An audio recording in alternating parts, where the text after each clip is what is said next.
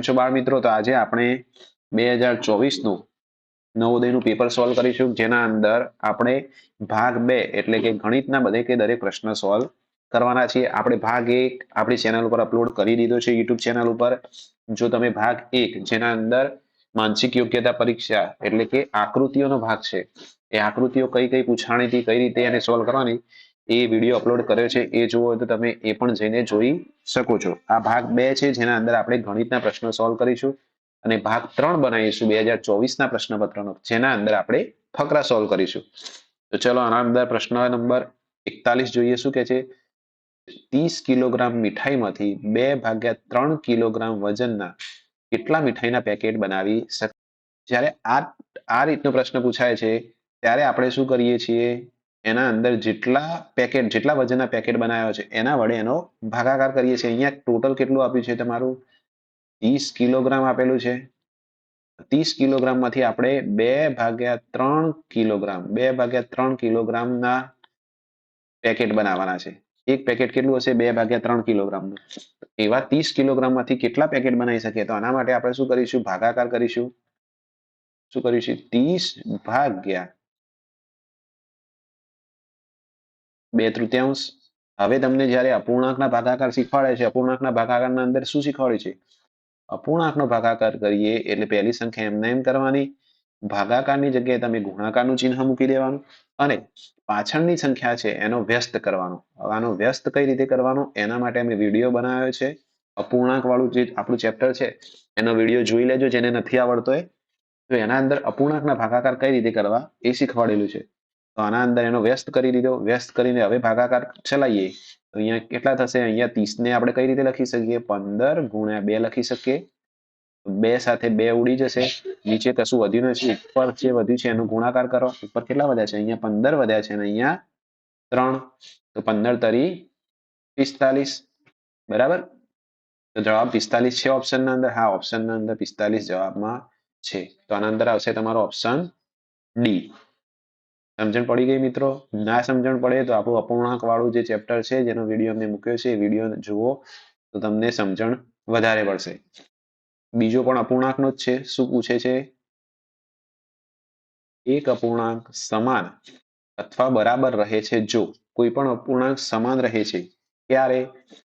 એમાં શું બતાવે છે? એક જ સંખ્યાને અંશ અને છેદમાં ઉમેરવામાં આવે તો એ રીતે તો બદલાઈ જશે અપૂર્ણાંક, તો એ તો આવશે નહીં.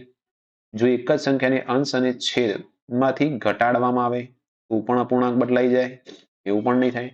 એક જ સંખ્યાથી અંશ અને છેદનો ગુણાકાર કરવામાં આવે, શૂન્યને છોડીને, શૂન્ય ના હોય એવા કોઈ પણ સંખ્યાને અંશ અને છેદ વડે ગુણાકાર કરવામાં આવે તો આ હોઈ શકે.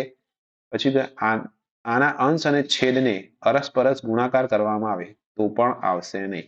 તો આના અંદર આવશે ઓપ્શન નંબર સી. ધારો કે અહીંયા જુઓ, તમે 3/2 લઈ લઈએ. અંશ અને છેદ બંનેને ધારો કે તમે 3 વડે ગુણાકાર કરો તો શું થશે? ઉપર 3 તરી 9, નીચે 3 દુ 6. તો જે 3/2 આયા એ અને 9/6 એ બંને એકબીજાના સમાન કહેવાશે. ભલે આ 9/6 એનામાંથી 3 વડે ભાગાકાર કરું તો પણ શું મળશે તમને? 3/2. આ કોઈ પણ અપૂર્ણાંક હોય એના અંશ અને છેદને જો તમે સમાન સંખ્યા વડે ગુણો છો તો તેમને શું મળશે? એવી ને એવી સંખ્યા જ મળશે. બરાબર, સમાન અપૂર્ણાંક મળશે. અપૂર્ણાંકનું ચેપ્ટર શીખવું હોય તો અમારો અપૂર્ણાંક વાળો વિડીયો અપલોડ કરેલો છે, એમાં જઈને તમે અપૂર્ણાંકનું ચેપ્ટર શીખી શકો છો. ચલો, અહીંયા શું છે? એક વસ્તુને 2540માં વેચવાથી મળતો લાભ. અહીંયા વેચાણ કિંમત આપેલી છે, અહીંયા લખી દો તમે પહેલા. વેચાણ કિંમત કેટલી આપી છે? 2540 આપેલી છે. 2540માં વેચવાથી મળતો લાભ તે વસ્તુને 1850માં વેચવાથી થતી હાનિના બરાબર છે. બે વેચાણ કિંમત આપી છે. અહીંયા આપણે લખીએ વેચાણ કિંમત નંબર 1. અહીંયા વેચાણ કિંમત નંબર 2 લખી દો. એના વેચાણ કિંમત 2 માં કેટલો? 1850માં વેચે.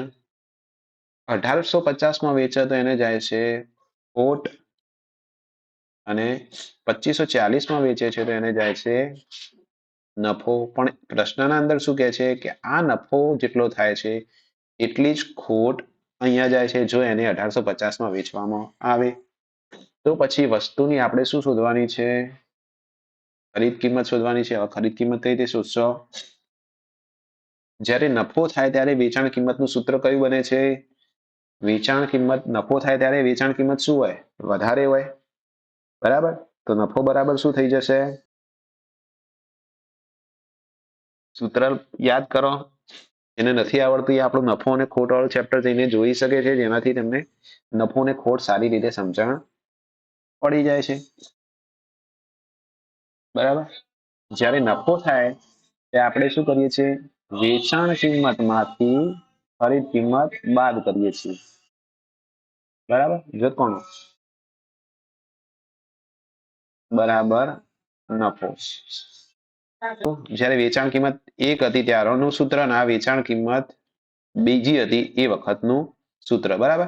હવે શું કહે છે? આ જેટલો નફો છે એટલી જ ખોટ આ છે. આ બંનેને આપણે બરાબર લખી શકીએ. વેચાણ કિંમત એક કેટલી હતી? 2540 માઇનસ ખરીદ કિંમત બરાબર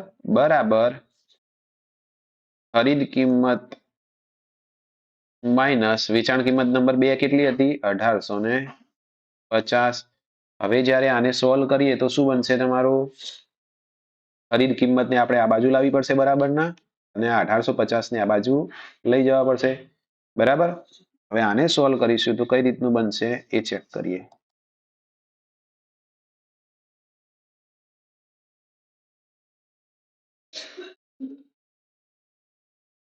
તો સૂત્ર કઈ રીતે બનશે? 2540 વત્તા 1850 બરાબર ખરીદ કિંમત વત્તા ખરીદ કિંમત. અહીંયા 2 વખત ખરીદ કિંમત થઈ જશે, તો 2 વખત ખરીદ કિંમત.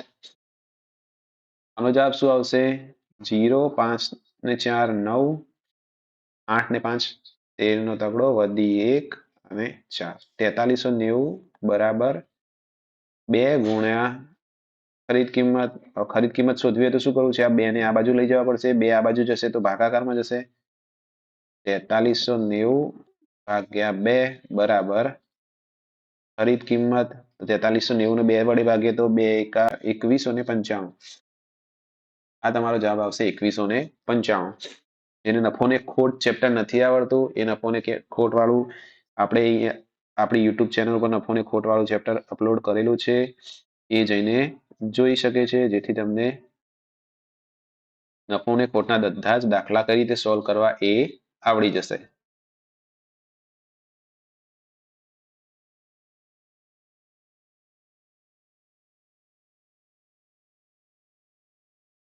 હવે અહીંયા ચેક કરો શું કે છે? એક અપૂર્ણાંક છે એ ભાગ્યા બી.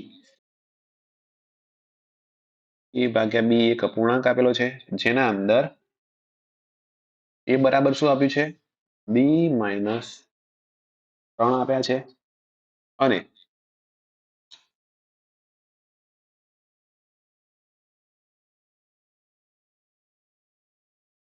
એ વત્તા 10 ભાગ્યા બી ઓછા એ ભાગ્યા બી બરાબર 10 ભાગ્યા 7 આપેલા છે. તો આપણે શોધવાનું છે કે એ ભાગ્યા બી કેટલા થાય? એ ભાગ્યા બી એક અપૂર્ણાંક છે, જેના અંદર એ બરાબર શું આપ્યું છે? બી ઓછા 3. અને આગળ શું આપ્યું છે? એ વત્તા 10 આપ્યા છે, નીચે બી આપ્યા છે, માઇનસ એ ભાગ્યા બી આપ્યા છે. અપૂર્ણાંક દાખલામાં તમે શું શીખ્યા હતા? અહીંયા જો બરાબરમાં શું આપ્યું છે? 10 ભાગ્યા 7. અપૂર્ણાંકના દાખલામાં આપણે શીખ્યા હતા કે જ્યારે છેદ સરખા હોય ત્યારે શું કરવાનું? છેદને એમના એમ રાખવાનો અને ઉપરની સંખ્યાની આપણે બાદબાકી કરીએ છીએ. એ વત્તા 10 ઓછા એ બરાબર શું થશે? 10 ભાગ્યા 7. હવે જો એ માઇનસ એમાંથી એ જાય તો કટ થઈ જશે. તો અહીંયા શું થશે? 10 ભાગ્યા બી બરાબર 10/7. અહીંયા અહીંયા ચેક કરો. હવે જુઓ શું બનશે. એમાંથી એ નીકળી ગયા, એમાંથી એ જતા રહેશે. આ બાજુ વધશે 10/b બરાબર 10/7. આપણે સમાન અપૂર્ણાંક શીખ્યા હતા આપણા ચેપ્ટરના અંદર. સમાન અપૂર્ણાંક શું થાય કે જ્યારે આ બે સમાન હોય ત્યારે જો અંશ એક બંધ સમાન હોય તો છેદના અંદર જે સંખ્યા હોય એ પણ સમાન હોય છે. તો અહીંયા શું છે b બરાબર શું થઈ જશે 7 થઈ જશે. b બરાબર 7 થઈ જાય તો a બરાબર શું છે b ઓછા 3. b ઓછા 3 તો a બરાબર કેટલા થશે 7 - 3. a ની કિંમત આવશે તમારી 4. અપૂર્ણાંક આપણો કયો હતો a ભાગ્યા b. તો a ભાગ્યા b શું થશે 4/7. તો તમારો જવાબ શું આવશે અહીંયા ઓપ્શન સી 4/7.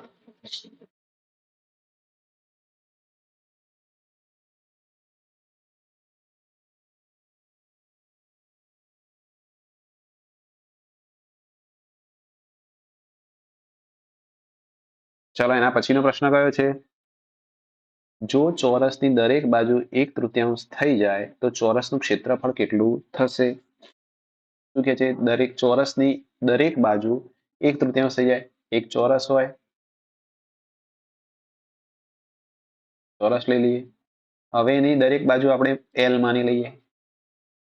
એલ બરાબર. તો ચોરસનું ક્ષેત્રફળ કેટલું થશે. ચોરસનું ક્ષેત્રફળ બરાબર શું થશે લંબાઈ ગુણ્યા લંબાઈ.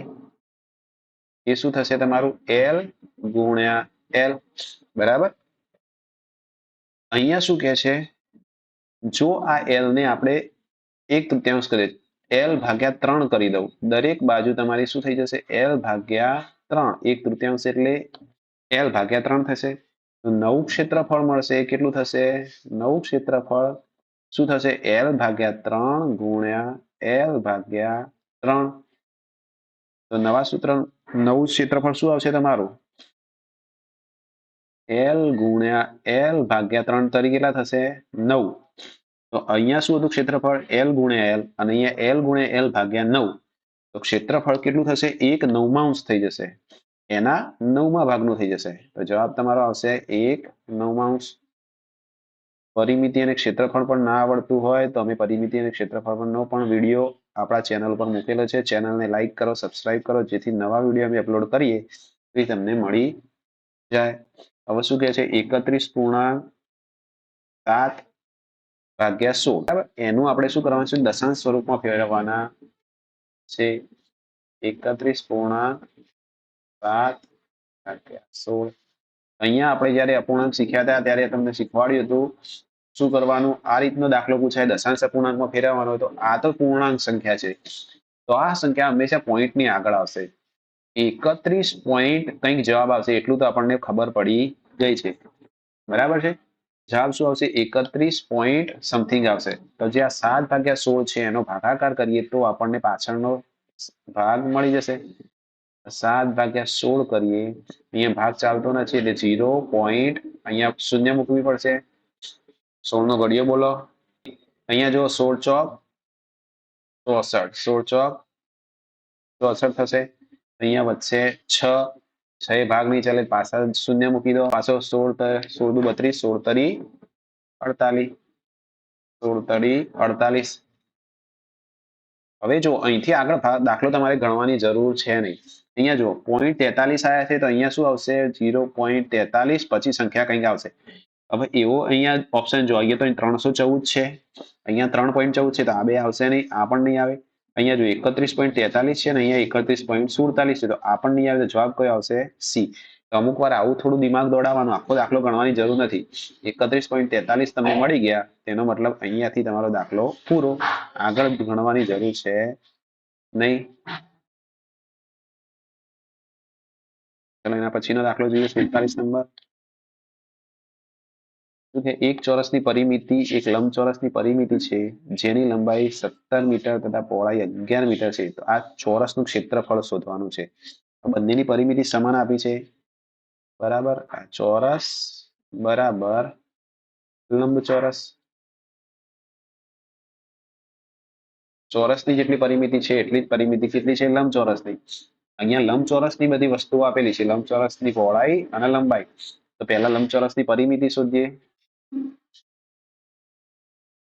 લંબચોરસની પરિમિતિ કેટલી થશે? 2 કૌંસમાં લંબાઈ વત્તા પહોળાઈ. 2 કૌંસમાં લંબાઈ કેટલી આપી છે? 17 વત્તા પહોળાઈ કેટલી આપી છે? 11.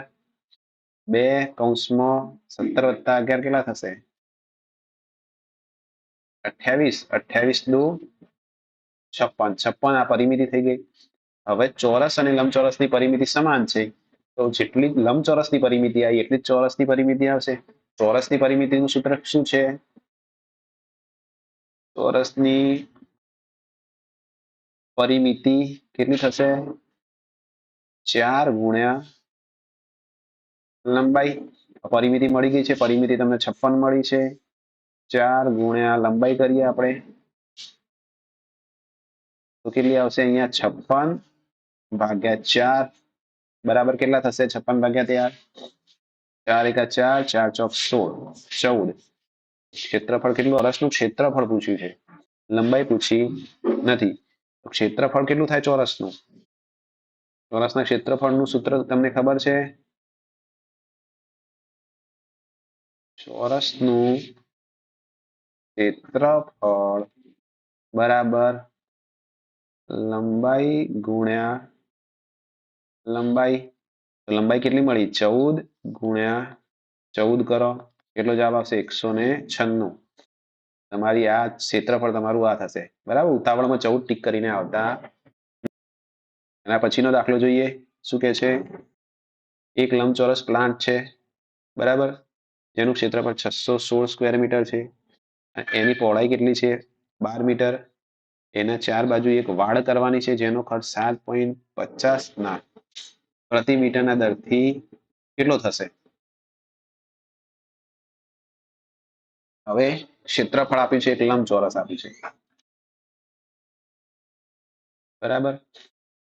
પહોળાઈ આપી દીધી તમને 22 અને ક્ષેત્રફળ તમને આપી દીધું 616. બરાબર. હવે એના ઉપરથી આપણે શોધવાનું છે એની પરિમિતિ, કારણ કે એના ચારો બાજુ વાડ કરવાની છે. વાડ કરવા માટે શું શોધવું પડે? પરિમિતિ. અહીંયા શું આપ્યું છે તમને? ક્ષેત્રફળ આપેલું છે. ક્ષેત્રફળ આપેલું હોય, પરિમિતિ શોધવાની હોય તો શું કરવું પડે? પહેલા લંબાઈ શોધવી પડે. અહીંયા લંબાઈ આપી નથી, તો લંબાઈ શોધવા માટે શું કરશો? ક્ષેત્રફળનું સૂત્ર શું છે? લંબાઈ ગુણ્યા પહોળાઈ. તો ક્ષેત્રફળ કેટલું આપ્યું છે? 616 બરાબર લંબાઈ ગુણ્યા પહોળાઈ કેટલી આપી છે? 22. તો લંબાઈ કેટલી થઈ જશે તમારી? 616 ભાગ્યા 22 બરાબર લંબાઈ.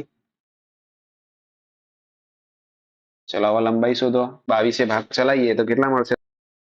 આનો જવાબ આવશે તમારો કેટલો? 28. લંબાઈ કેટલી આવી ગઈ તમારી? 28 આવી ગઈ. હવે એની પરિમિતિ શોધવી પડશે.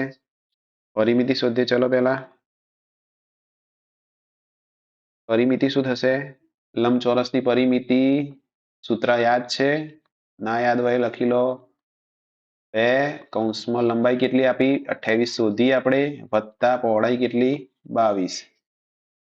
2 કૌંસના અંદર 8 ને 2 10 ની 0 વધી 1, 2 ને 2 4 ને 1 5, 50 થયા.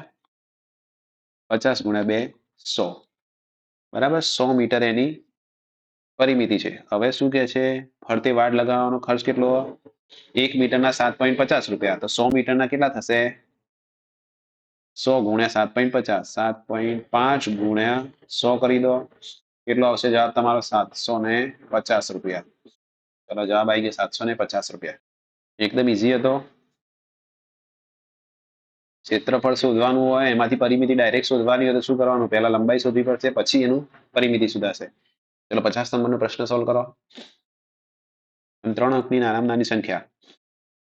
પણ અહીંયા તો શું કહે છે? જો અહીંયા કંઈક ઓપ્શન આપે છે. 3 અંકની મોટામાં મોટી સંખ્યા તથા 3 અંકની નાનામાં નાની સંખ્યા જે 9, 6 અને 0 થી બને છે તેનો ગુણાકાર કરવાનો છે. મોટા મોટી સંખ્યા બનાવીએ 9, 6 અને 0, તો આગળ મોટી સંખ્યા, એના પછી 6 અને પછી 0. નાનામાં નાની સંખ્યા બનાવવા માટે શું કરશે? 0 આગળ મૂકી શકાય નહીં, તો પહેલા 6 મૂકીશું, પછી 0 અને પછી 9. આ બંનેનો ગુણાકાર કરવાનો છે. ગુણાકાર તો કરતા આવડે છે ને? ગુણાકાર અને ભાગાકાર બેઝિક છે એ તો વસ્તુ તમને આવડવી જ જોઈએ જો નવોદયની પરીક્ષાની તમે તૈયારી કરો છો તો. આ બંનેનો ગુણાકાર કરીશું તો કેટલો આવશે? 5,83,640. કયો ઓપ્શન છે તમારો? Option number C. બરાબર? 10 દાખલા સોલ્વ થઈ ગયા તમારા.